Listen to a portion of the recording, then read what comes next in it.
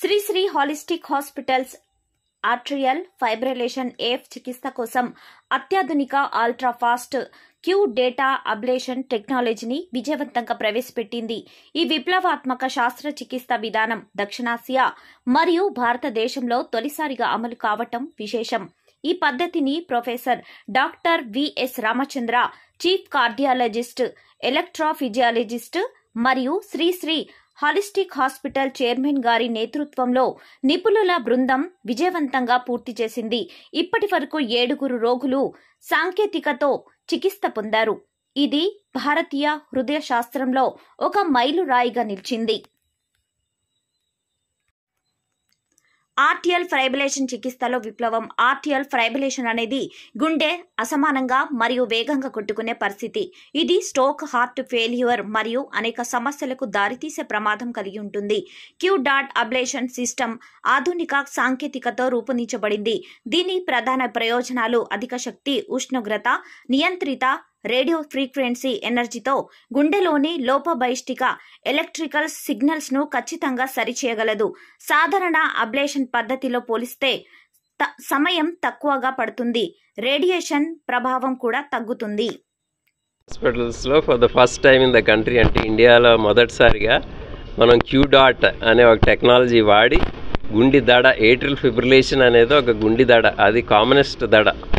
దాని మూలాన గుండె దడ కొట్టుకున్నట్టు అనిపించడం, కళ్ళు తిరిగినట్టు అవటం, నడుస్తుంటే ఆయాసం రావడం, ఫెటీగ్ రావటం, హార్ట్ పంపింగ్ తగ్గటం, బ్రెయిన్ స్ట్రోక్లు, ప్రతి 4 బ్రెయిన్ స్ట్రోక్ల లోపల ఒకటి దడ మూలాన వస్తుంది.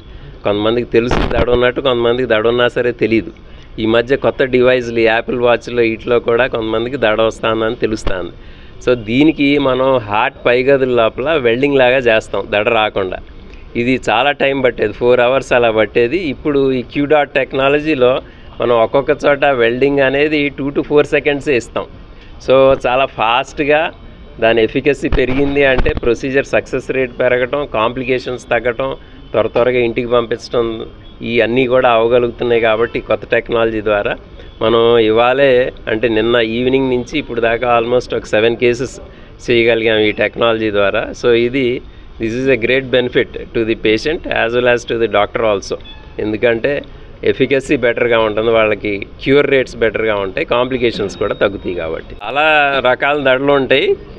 కింద గదుల నుంచి వచ్చే దడలు చాలా ప్రమాదం, దీని మూలన అకస్మాత్తుగా చనిపోవచ్చు. పై గదుల నుంచి వచ్చే దడల లోపల అన్నిటికన్నా కామనెస్ట్ దడ ఈ ఏట్రియల్ ఫిబ్రిలేషన్ అనేది. ఇది ఎలా తెలుస్తుందంటే గుండె దడ కొట్టుకున్నట్టు అనిపించవచ్చు, లేకపోతే దాని మూలాన బ్రెయిన్ స్ట్రోక్ వచ్చినప్పుడు ప్రతి ఒక్కళ్ళకి కూడా ఈ దడ ఉందా లేదా అనేది చూసుకుంటాం. అలాగే కొంతమందికి హార్ట్ పంపింగ్ తక్కువ ఉన్న వాళ్ళకి కూడా ఈ దడ అనేది ఉండొచ్చు. హోల్టర్ అనేది ఒకటి పెడతాం, ప్యాచ్ లాంటిది, ఒక 4 రోజుల నుంచి వారం దాకా అది రికార్డ్ చేస్తుంది. హార్ట్ ఎలక్ట్రిక్ బీట్, హార్ట్ లయ రికార్డ్ చేసి దడ ఏమన్నా ఉందా అనేది దానిలో కూడా తెలుస్తుంది. ఈ మధ్య వాచెస్లో, యాపిల్ వాచ్లో అక్కడ కూడా మనకి ఏదైనా బ్యాడ్గా అనిపించినప్పుడు, అంటే ఫెటిక్గా అనిపించినప్పుడు, దడగా అనిపించినప్పుడు అప్పుడు చూసుకుంటే ఈ దడ వస్తుందనేది తెలుస్తుంది. సో దీనికి ఇప్పుడు మంచి ట్రీట్మెంట్